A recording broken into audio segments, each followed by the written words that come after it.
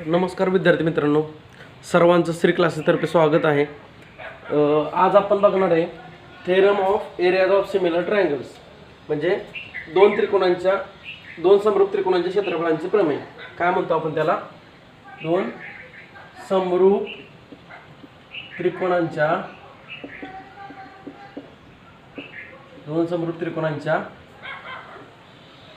क्षेत्रफळांचे प्रमेय. काय म्हणतो आपण? क्षेत्रफळांचे प्रमेय म्हणतो. काल आपण त्याचा वापर केलेला आहे प्रॅक्टिस सेट 1.4 मध्ये. आता तो थेरम प्रमेय कसा प्रूव्ह करायचा आहे, कसा सिद्ध करायचा ते आपल्याला बघायचं आहे.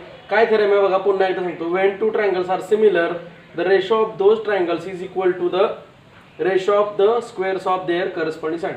म्हणजे कोणते पण दोन त्रिकोण जर समरूप असतील तर त्यांच्या क्षेत्रफळांचे गुणोत्तर कसं असतं? त्यांच्या संगत भुजांच्या किंवा म्हणजेच संगत बाजूंच्या वर्गांच्या गुणोत्तर एवढं असतं. मग आता त्याच्यामध्ये आपल्याला काय काय बाबी लिहाव्या लागतात? मागच्या वेळेला आपण प्रमाणाचे मूलभूत प्रमेय बघितलेले मागच्या व्हिडिओमध्ये, बेसिक प्रॉपर्टी थेरम, तो सिद्ध कसा करायचा ते दिलेलं आहे. मग आता इथं पण तेच पॉईंट आहेत. गिवन जे काय बाबी दिले आहेत ते लिहायच्या, त्यानंतर टू प्रूव्ह काय साध्य करायचे आपल्याला ते लिहायचे, आणि कन्स्ट्रक्शन असेल तर रचना, त्यानंतर प्रूफ. मग आता बघा गिवन काय आहे पहिल्यांदा आपल्याला इथं, तर हे दोन त्रिकोण काय आहे? समरूप आहेत. इथे दिले जर च्या नंतरचा जो भाग असतो तो गिवन असतो, तरच्या पुढे जे असतं ते आपल्याला सिद्ध करायचं असते. ते कुठे येणार? टू प्रूव्ह मध्ये येणार आहे. मग आता गिवन काय आहे? ट्रायंगल ABC समरूप त्रिकोण DEF, एवढंच आपलं काय आहे? गिवन आहे, पक्ष आहे. आता साध्य काय करायचं आपल्याला? साध्य काय करायचंय बघा. साध्य आपल्याला काय करता येईल बघू आपण.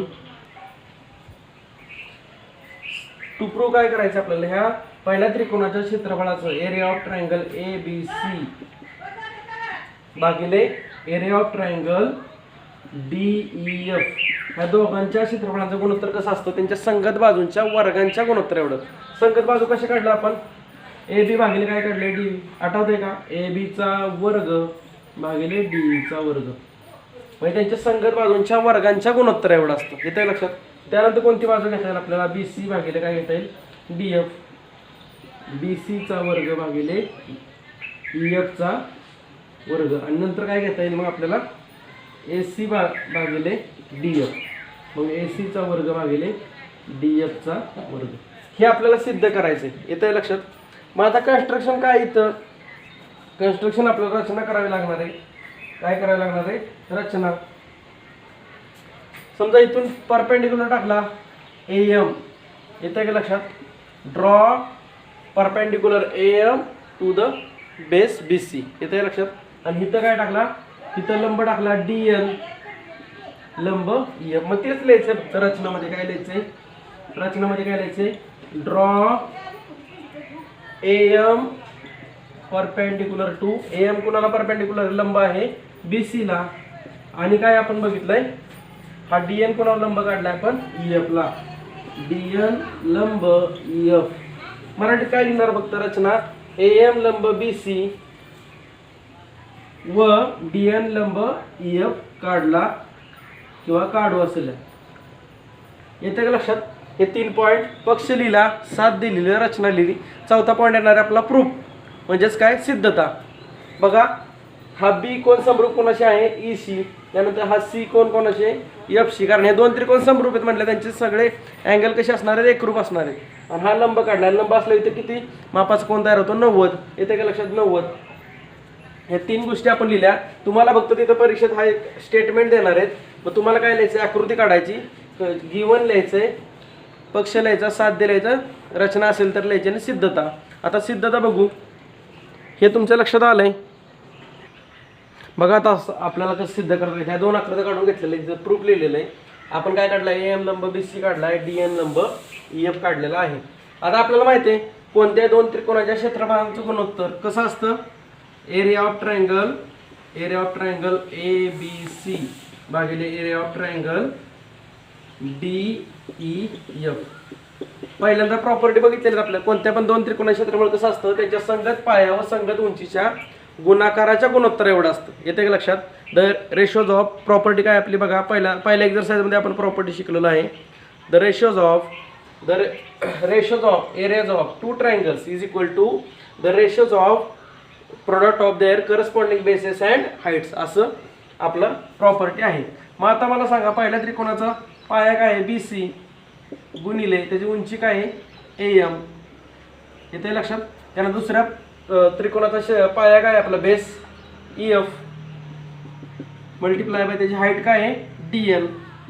मग हे कसं लिहू शकतो आपण अजून area of triangle ABC upon area of triangle DEF is equal to काय लिहू शकतो आपण हे सेपरेट केलं फक्त हे BC अपॉन EF BC भागिले EF सेपरेट केलं गुणिले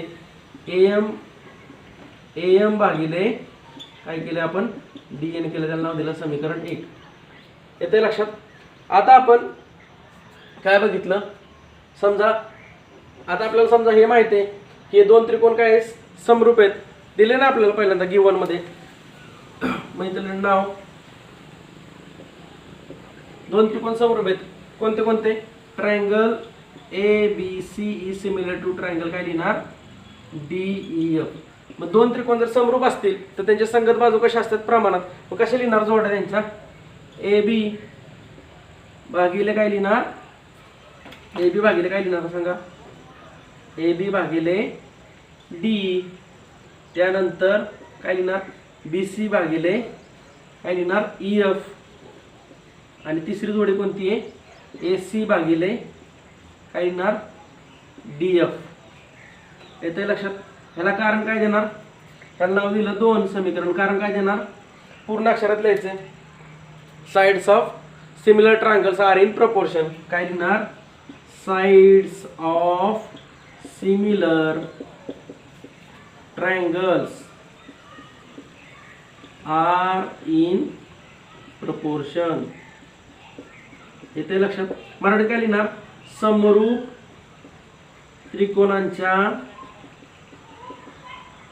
संगत बाजू काय लिहिणार संगत बाजू प्रमाणात असतात येते का लक्षात. हे झालं समीकरण हे झालं समीकरण 2 हितपर्यंत आपण थांबलो. आता बघा हा त्रिकोण लक्षात घेऊ आपण हे दोन त्रिकोण आपल्याला समरूप दाखवायचे कोणता त्रिकोण आहे बघा ही समीकरण 2 आपण तात्पुरते असे ठेवू हे दोन AMB ट्रायंगल कोणता आहे AMB आणि इथला ट्रायंगल आपला कोणता घ्यायचा आहे तात्पुरता DNE. आता हा पण कोण किती मापात असणार 90 मापात असणार आहे. मग इथं लिहिलं इन ट्रायंगल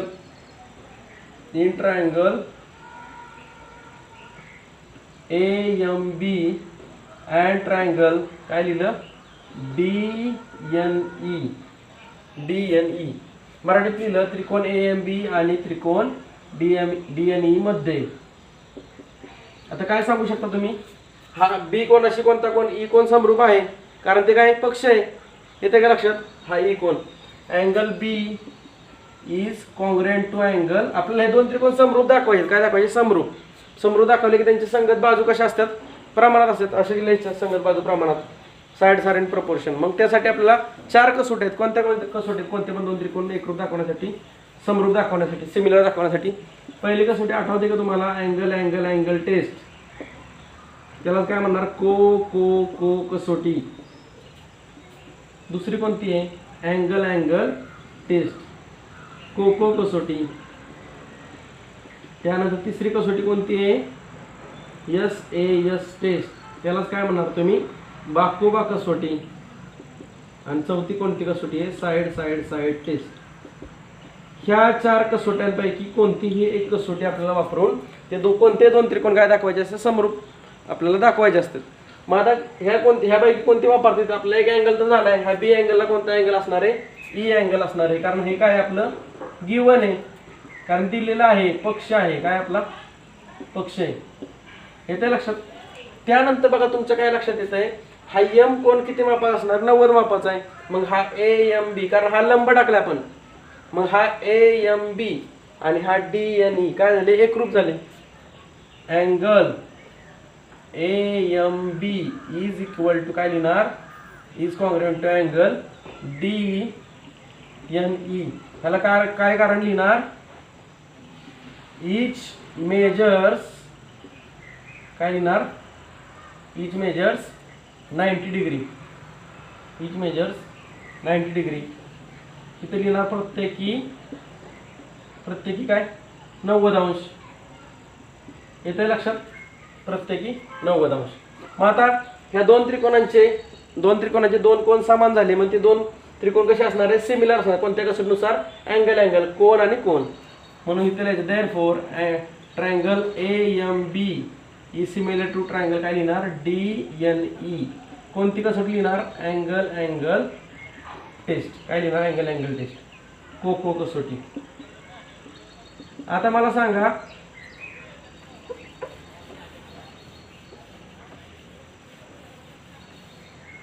हे दोन त्रिकोण समरूप झाले की त्यांच्या संगत बाजू कशा असतात, प्रमाणात असतात. आता आपल्याला इथं समीकरण 1 बघा, इथं काय दिले बघा, AM भागिले काय दिले, DN दिले. ते आपल्याला इथं शोधायचे. येणार आहे आता संगत बाजू प्रमाणात दिल्या, 3 बाजू लिहू शकता तुम्ही. कशी लिहिणार, AM भागिले काय लिहिणार DN, त्यानंतर काय लिहिणार MB भागिले काय लिहिणार NE, आणि नंतर काय लिहिणार आहे AB भागिले DN लिहून काय लिहिणार DN. मग इथं तेच कारण लिहिणार. हे कारण काय लिहिले बघा, sides of similar triangles are in proportion. तेच कारण लिहायचं. मी शॉर्टकट मध्ये लिहितो, तुम्ही पूर्ण लिहायचंय. काय लिहिणार, sides of similar triangles are in proportion.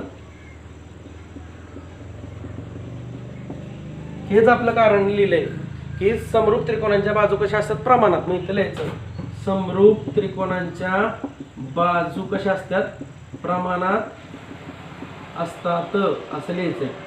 इथे लक्षात, समरूप त्रिकोणांच्या बाजू प्रमाणात असतात. इथं लिहिलंय, तेच लिहिलंय. मग आता बघा, ह्याच्यावरून आपण काय घेऊ शकतो बघा, हे दोघं पण आपण एकत्र घेऊ शकतो. हे पहिला आणि तिसरी जोडी. मग इथं लिहिली मी, कारण इथं पहिली जोडी दिसते का तुम्हाला, AM भागिले DN. काय आहे, AM भागिले DN. आता तुम्हाला इथं लक्षात येईल, इथं काय आहे, AB भागिले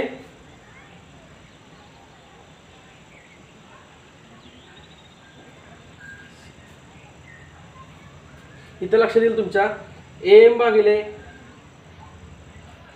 बघा काय काय आलंय बघा, ह्या बाजू कशा लिहिल्यात तुम्ही, हे AM भागिले काय लिहिलंय, AM भागिले DN. त्यानंतर हे MB भागिले काय लिहिलंय NE, MB भागिले NE लिहिलंय. त्यानंतर काय लिहिलंय बघा, त्यानंतर हे AB भागिले हे काय लिहिलंय DE, काय लिहिलंय DE. आता तुमच्या लक्षात येईल, इथं बघा AB भागिले DE दिसतंय तुम्हाला, इथं AB भागिले DE दिसतंय का, AB भागिले DE समीकरण 2 मध्ये, आणि इथं AB भागिले DE बरोबर काय दिलंय, AM भागिले DN. मग आता मग तुम्ही हे काय लिहू शकता, देअरफॉर AM भागिले DN बरोबर AB भागिले DE. ह्याला नाव दिलं समीकरण. किती झालं समीकरण, आता 2 झाले, हे तिसरं दिलं. आता बघा समीकरण 2 व 3 मध्ये तुम्हाला काय दिसतंय, हे AB भागिले DE बरोबर काय दिलंय, AB भागिले DE बरोबर BC भागिले EF दिलंय. येतंय का लक्षात. आणि हे AB भागिले DE च्या बरोबर काय दिलंय, AM बरोबर DN. मग समीकरण 2 व 3 वर काय सांगू शकतो आपण बघा, इथं बघा AB भागिले DE, इथं पण AB भागिले DE, ते कुणा बरोबर आहे, AM बरोबर DN. आणि हे AB भागिले DE कुणा बरोबर आहे, इथं BC भागिले EF बरोबर. म्हणून हे दोघं पण एक ग्रुप होणार आहेत. येते का लक्षात, यांचा रेशो इक्वल येणार आहे, BC बरोबर EF. म्हणून इथं लिहू शकता तुम्ही, देअरफॉर BC भागिले EF बरोबर काय येणार आहे, BC भागिले EF बरोबर AM बरोबर DN. आणि हे आपल्याला वापरायचं समीकरण 4. कशामध्ये वापरायचं, समीकरण 1 मध्ये. ह्या AM भागिले DN च्या ऐवजी काय घ्यायचं आपल्याला, इथं दिले का नाही, AM भागिले DN च्या ऐवजी काय घ्यायचंय, BC भागिले EF ही किंमत टाकायची. म्हणजे ह्या किमतीच्या ऐवजी काय घेतली आपण किंमत, AM आपण DN च्या ऐवजी घेतली BC अपॉन EF. मग ती जर इथे टाकली, मग इथे लिहिलं फ्रॉम इक्वेशन बघा, हे कारण तुम्ही नंतर लिहा व्यवस्थित. हे कारण कोणतं आहे तुमचं, हेच आहे कारण. काय लिहिलंय कारण, sides of similar triangles are in proportion. हे लिहा व्यवस्थित. समरूप त्रिकोणांच्या संगत बाजू कशा असतात, प्रमाणात असतात. हे कारण आहे तिथं. मग आता मला सांगा काय लिहू शकता तुम्ही, फ्रॉम इक्वेशन. मग इथे लिहिलं हे 4 कशावरून काढलं आपण? 4 कशावरून काढलं? 2 and 3 वरून. मी इथं लिहिलं फ्रॉम इक्वेशन 2 and 3, समीकरण 2 व 3 वरून. येते लक्षात? 2 व 3 वरून काय काढलं?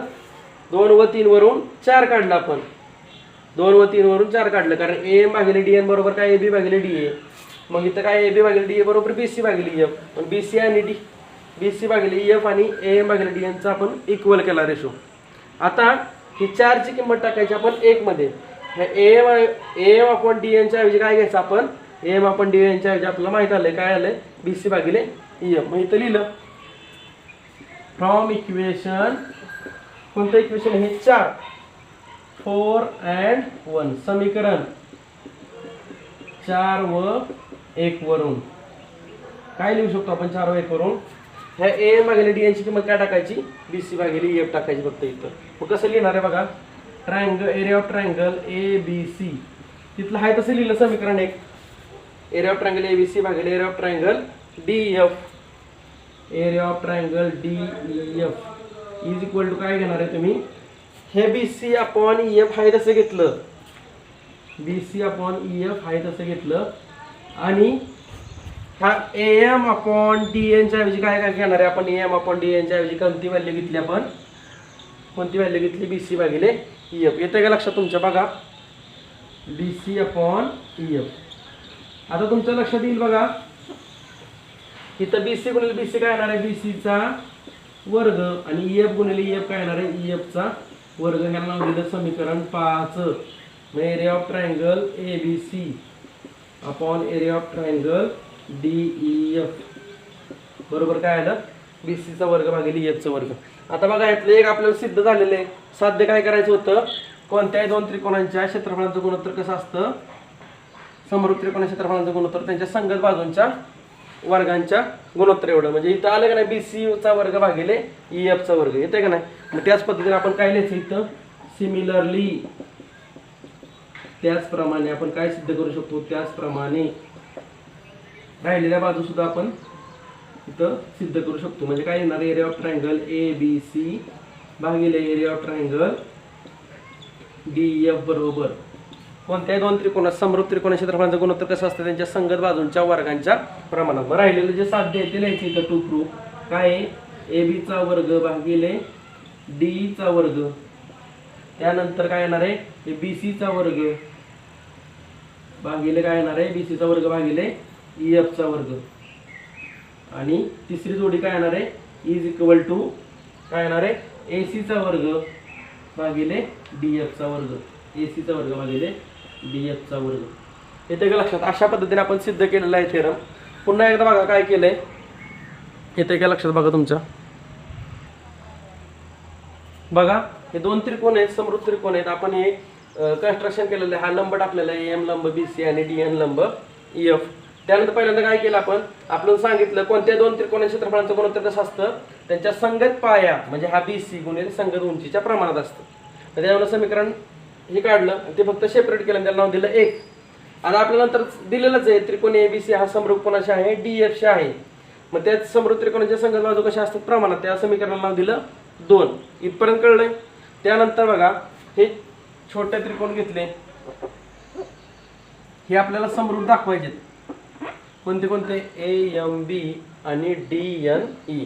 मग कसे दाखवले? हा कोण तर काय समरूप आहे B आणि E, तर ते आपलं गिवन आहे, दिलेलंच आहे.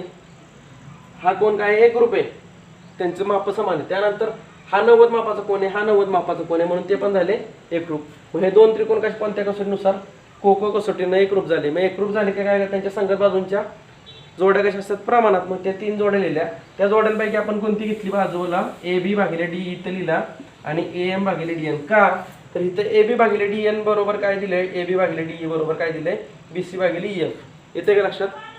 मग त्याच्यावरून आपण काय लिहिलं? मग समीकरण 3 आणि समीकरण 2 वरून काय घेतलं?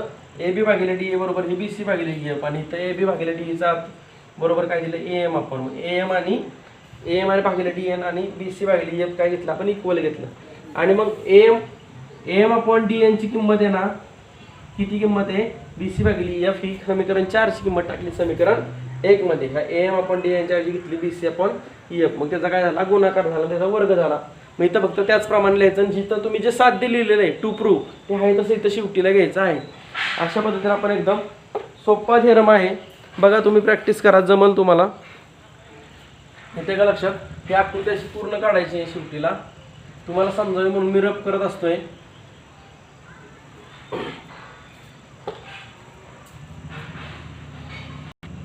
अशा प्रकारे आपण theorem of areas of similar triangles हा शिकलेला आहे. कोणता थेरम आहे? Theorem of areas of similar triangles. आणि त्यालाच मराठीत काय म्हणतो आपण? समरूप त्रिकोणांच्या क्षेत्रफळांचे प्रमेय. हा थेरम सिद्ध केलेला आहे. त्यात काय काय लिहायचं तुम्ही? पक्ष लिहायचा म्हणजेच गिवन लिहायचं, त्यानंतर टू प्रूव्ह म्हणजेच काय साध्य लिहायचं आहे, त्यानंतर रचना असेल तर लिहायची, रचना म्हणजे कन्स्ट्रक्शन, त्यानंतर हे प्रूफ असं हे सर्व तुम्हाला लिहायचं आहे. येते का? अशा पद्धतीने आपण एकदम सोप्या पद्धतीनं theorem of areas of similar triangles हा बघितलेला आहे. समरूप त्रिकोणांच्या क्षेत्रफळांचं प्रमेय बघितलेलं आहे.